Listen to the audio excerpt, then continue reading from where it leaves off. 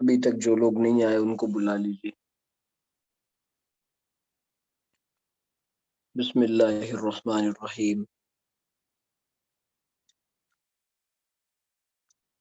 کل بات یہ چل رہی تھی نیتوں کے بارے میں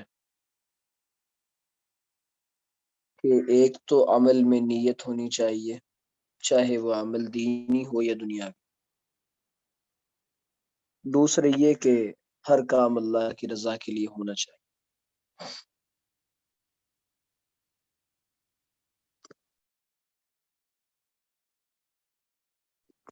تیسرے یہ کہ انسان جو نیت کرتا ہے اس کو ویسا ہی بدلہ اور جزا اور معاملہ اس کے ساتھ کیا جاتا ہے۔ دوسری روایت میں آتا ہے کہ انما یبعث الناس علی نیاتہم، لوگ قیامت کے دن اپنی نیتوں کے بقدر اٹھائے جائیں گے، اپنی نیتوں کے مطابق اٹھائے جائیں گے۔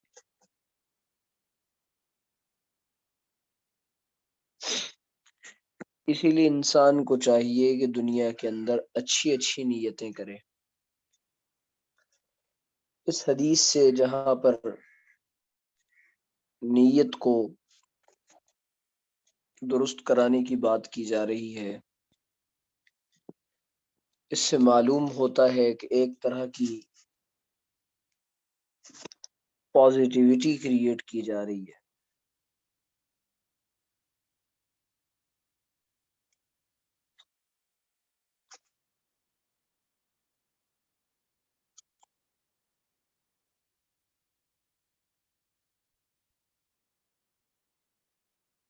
اور منفیت کو، نیگیٹیوٹی کو دور کیا جا رہا ہے۔ ہم عمل سے پہلے، عمل کے بعد عام طور پہ اپنی نیتوں کو نہیں دیکھتے، جبکہ انسان کو چاہیے کہ وہ عمل سے پہلے، عمل کے بعد اپنی نیت کو ٹٹولے اور اپنی نیت کا جائزہ لیتا رہے۔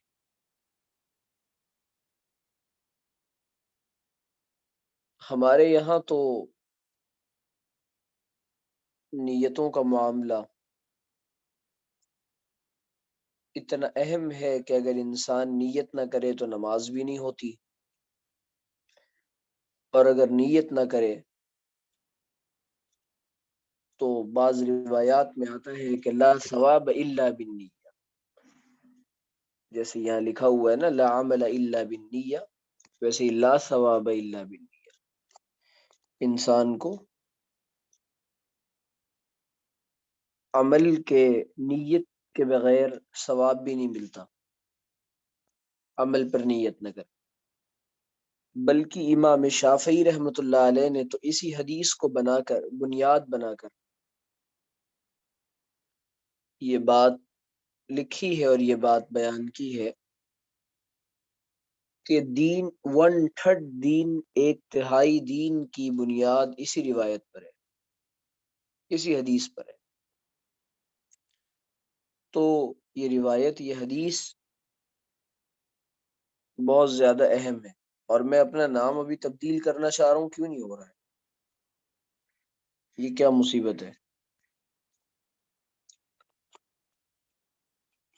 تو بات دراصل یہ ہے کہ ہمیں پھر یہ فرمایا کہ انسان اگر ہجرت کی نیت کرتا ہے اللہ اور اس کے رسول کے لیے، تو اس کی ہجرت اللہ اور اس کے رسول کے لیے ہوتی ہے۔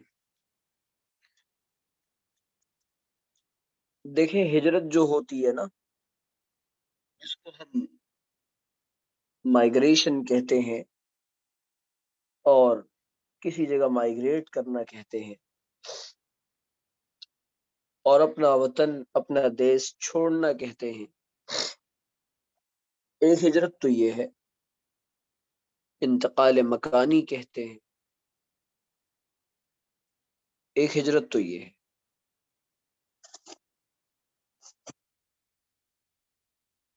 دوسری یہ ہے کہ انسان اصل میں روحانی اعتبار سے ہجرت کرے، یعنی اپنے گناہوں کو انسان چھوڑ دے۔ یہ اصل ہجرت ہے۔ اور ظاہری ہجرت انسان پر واجب کب ہوتی ہے؟ ظاہری ہجرت انسان پر واجب ہوتی ہے اس وقت جب اس کی جان کا، اس کے مال کا، سب سے پہلے اس کے ایمان کا، اس کی جان کا، اس کے مال کا، عزت اور آبرو کا خطرہ لاحق ہو جائے، اور اب ضروری ہو کہ اگر یہاں وہ رہے گا تو اس کی جان، مال اور ایمان کا معاملہ بن جائے۔ ایسے موقع پر ہجرت واجب ہے۔ ہجرتوں کی اپنی اپنی نوعیتیں اور نیتیں ہوا کرتی ہیں۔ ہر انسان اپنی اپنی زندگی کے حالات کی بنیاد پر ہجرت کیا کرتا ہے۔ جیسے ملک میں جس وقت ملک تقسیم ہوا، دوسرا ملک بنا، اس وقت لوگوں نے الگ وجہ سے ہجرت کی۔ آج بھی، ابھی میں نے رپورٹ پڑھی تھی چند دنوں پہلے کہ 800 سے زیادہ افراد روزانہ ہندوستان سے دوسرے ممالک میں ہجرت کر رہے ہیں اور انڈیا کو چھوڑ رہے ہیں۔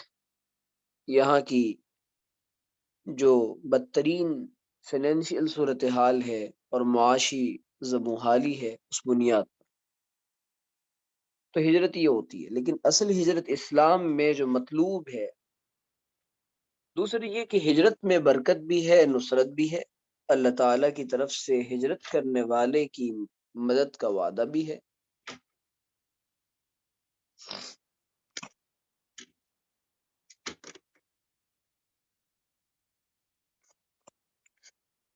جب انسان اللہ کے لیے اپنے دین اور ایمان کو بچانے کے لیے ہجرت کرتا ہے، جیسے حضرات صحابہ نے مکہ سے مدینۃ المنورہ ہجرت فرمائی،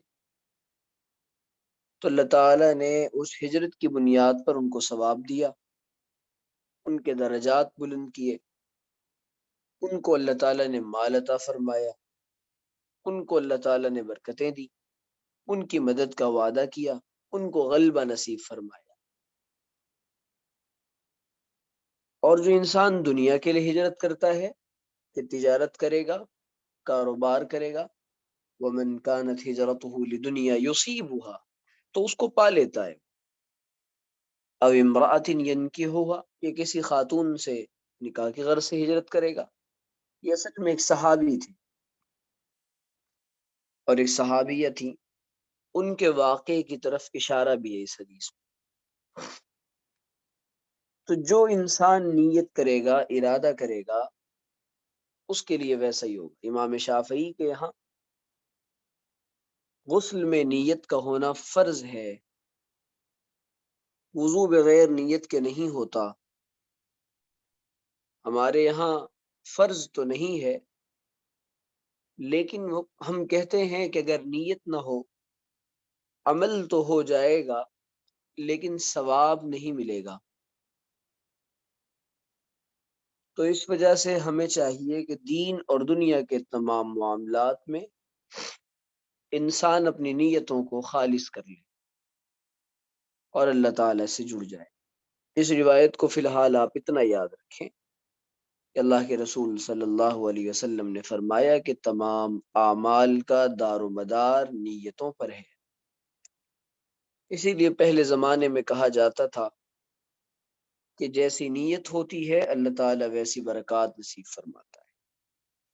اسی لیے فرمایا کہ ظنوا بالمؤمنین خیرا،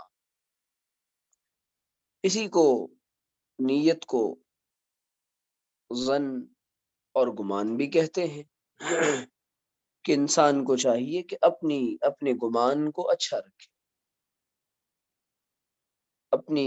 اپنے دل کی آرزوؤں کو پاک اور نیک رکھے،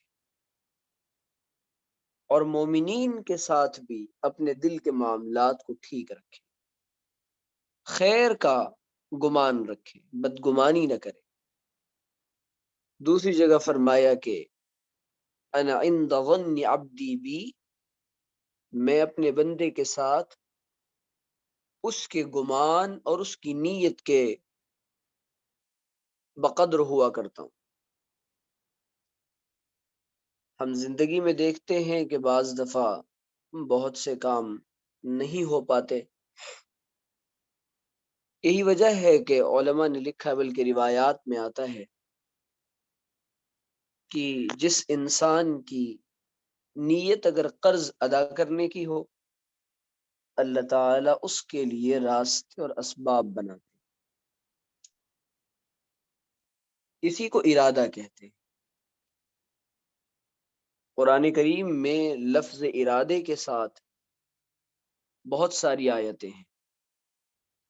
من یرید منکم اس طریقے سے، من یرید الدنیا اس طریقے سے، قرآن و حدیث میں کہ جو ارادہ کرے، جو یہ چاہے۔ تو ارادہ کرنا، چاہنا، یہی نام ہے نیت، اسی کا نام نیت ہے۔ تو بہرحال اس بات کا خاص خیال رکھیں کہ ہم اپنی نیتوں کو بالکل درست کر لیں اور بالکل خالص کر لیں، اور ہمارا ہر کام اللہ کی رضا کے لیے۔ اچھا دیکھیں کہ انما لکل امرئ ما نوی، انسان کو وہی ملے گا جو جیسی اس کی نیت ہو۔ ہر انسان کے لیے اس کی نیتوں کے بقدر فیصلہ کیا جائے گا۔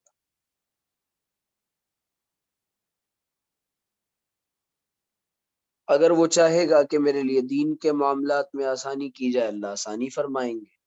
دنیا کے معاملات میں نیت ہوگی کہ اللہ آسانی فرمائے، اللہ آسانی فرمائیں گے۔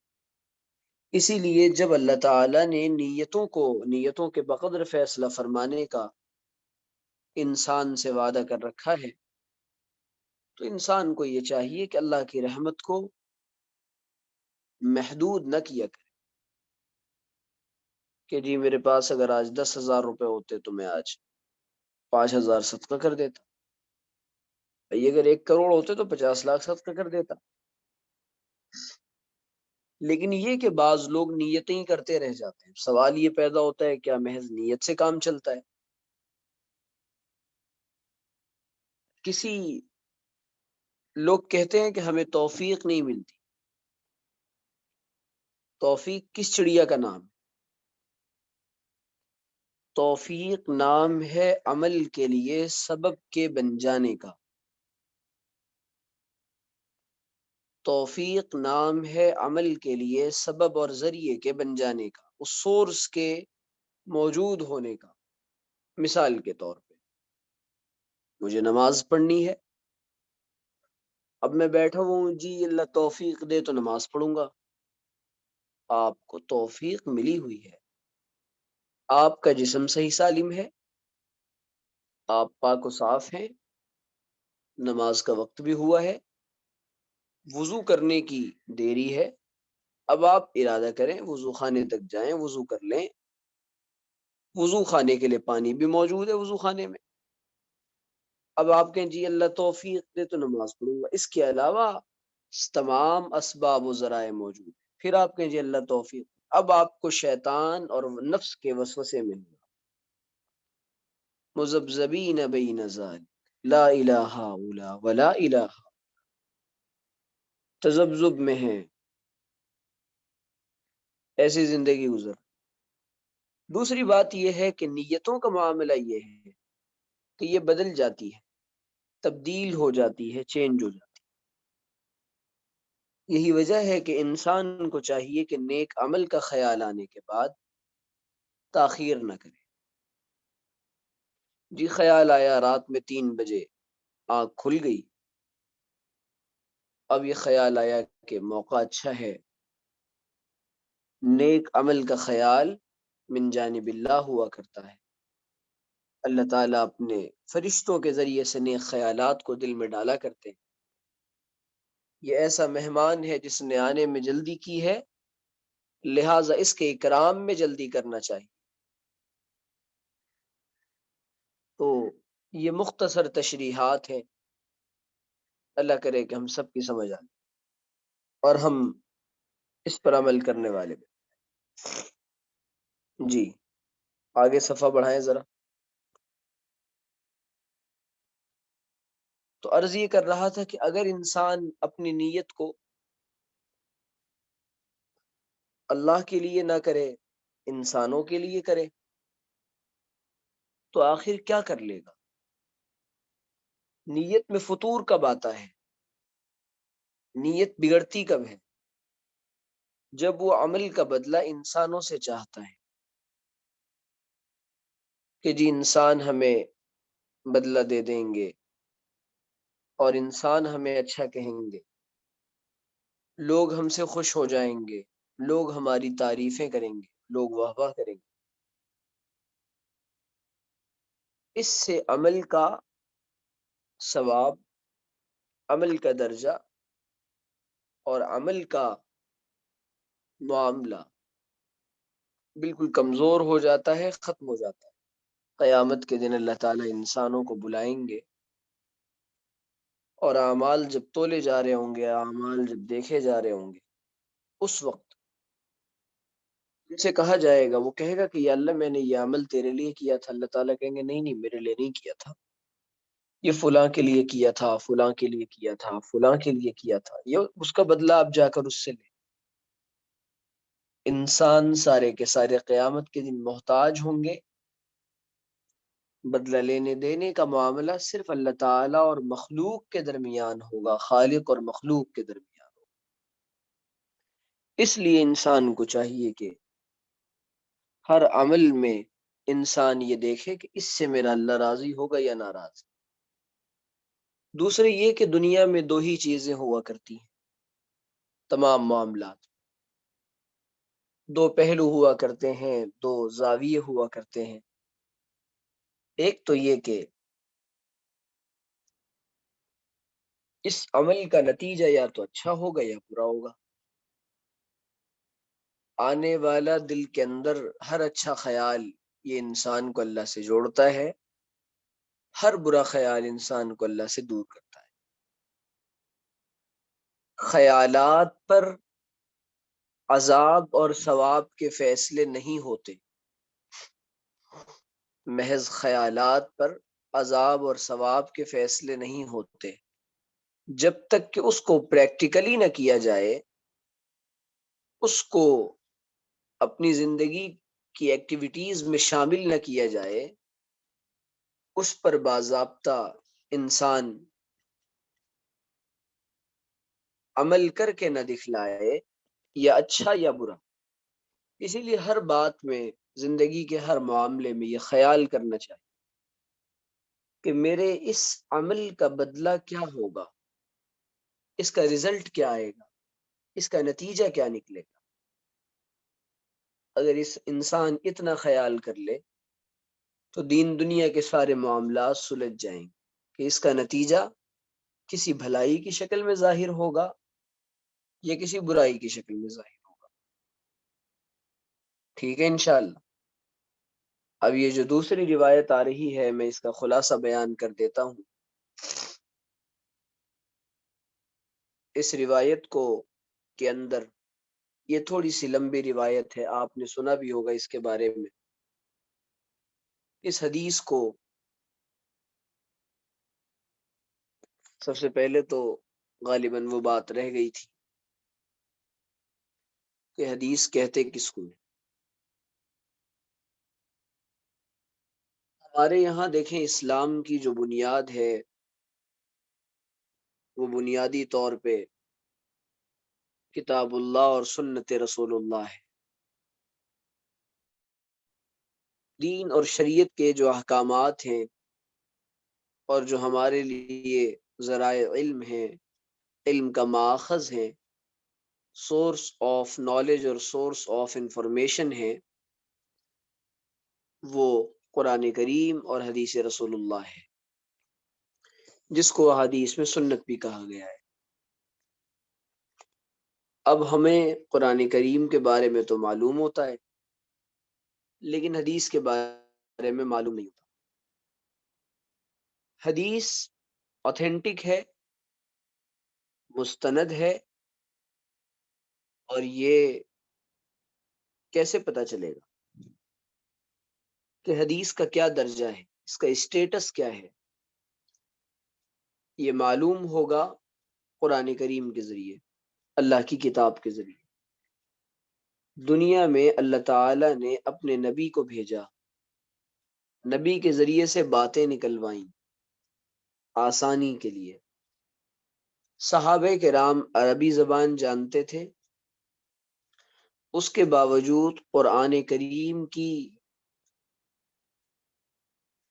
تشریحات کو بیان کرنے کے لیے، انٹرپریٹیشن کے لیے، اس کی تفسیر کے لیے، اس کی توضیحات کے لیے، اس کی ڈیٹیل کے لیے اللہ تعالیٰ کے نبی سے باتیں کروائیں، زبان مبارک سے الفاظ نکالے گئے، اور حضور کی بات چیت کو صحابہ نے لکھا اور سنا، یاد کیا، دوسروں تک پہنچایا۔ صحابہ کہتے ہیں کمپینینز آف پروفٹ محمد صلی اللہ علیہ وسلم، حضور کو ایمان کی حالت میں دیکھنے والوں کو، جن کا انتقال بھی ایمان کی حالت میں ہوا، ایسے لوگ جنہوں نے حضور کو ایمان کی حالت میں دیکھا، حضور کی صحبت میں چند لمحات رہے، اور ان کا انتقال بھی ایمان کی حالت میں ہوا، جن میں سے 4 جلیل القدر اور بڑے صحابہ کرام، حضرت ابوبکر صدیق، حضرت عمر، حضرت عثمان، حضرت علی رضی اللہ عنہ۔ یہ حضور کی باتوں کو سنتے تھے، اور کم و بیش ان کی تعداد 1,20,000 سے زیادہ ہے۔ یہ حضور کے ایسے لوگ تھے جنہوں نے حضور کی تعلیمات کو دنیا تک پہنچایا۔ تو اب یہ جو روایت ہے یہ حضرت سیدنا عمر ابن خطاب رضی اللہ تعالیٰ عنہ کی ہے۔ وہ اپنا ایک واقعہ بیان کرتے ہیں کہ ہم حضور کے پاس بیٹھے ہوئے تھے تو کیا ہوا۔ اب یہ جو حدیث ہوتی ہے نا، یہ اللہ کے رسول صلی اللہ علیہ وسلم الفاظ تو حضور کے ہوتے ہیں، وما ينطق عن الهوى ان هو الا وحی یوحى۔ لوگ کہتے ہیں کہ ہم حدیث کو نہیں مانتے، حدیث کا وہ اسٹیٹس نہیں ہے جو قرآن کا ہے۔ قرآن کریم اجمال ہے، حدیث مبارکہ اس کی تفصیل ہے۔ قرآن میں بات مختصر کی جائے، حدیث میں اسی کو سمجھایا جاتا ہے۔ جیسے وضو کا طریقہ،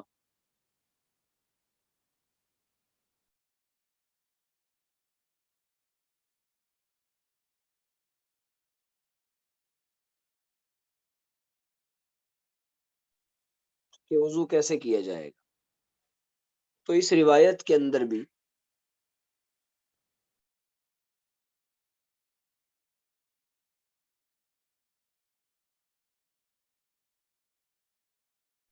یہ بتایا جا رہا ہے کہ اسلام کیا ہے، ایمان کیا ہے، اسلام کیا ہے، احسان کیا ہے، قیامت کب آئے گی۔ اس حدیث کو حدیث جبریل کہتے ہیں، کیونکہ حضرت جبریل علیہ السلام اللہ کے رسول کے پاس آتے تھے، انسانی شکل میں آتے تھے کبھی کبھی، اور بعض دفعہ حضرت دحیہ کلبی رضی اللہ تعالیٰ عنہ جو بہت خوبصورت صحابی تھے، ان کی شکل میں بھی آیا کرتے تھے، بعض دفعہ اپنی شکل میں بھی آتے تھے۔ کیوں آتے تھے؟ اتاکم یعلمکم دینکم، دین سکھانے کے لیے آتے تھے شروع زمانے میں۔ تو اس روایت کے اندر اسلام، ایمان اور احسان اور قیامت کب آئے گی اس کی علامات کا تذکرہ ہے۔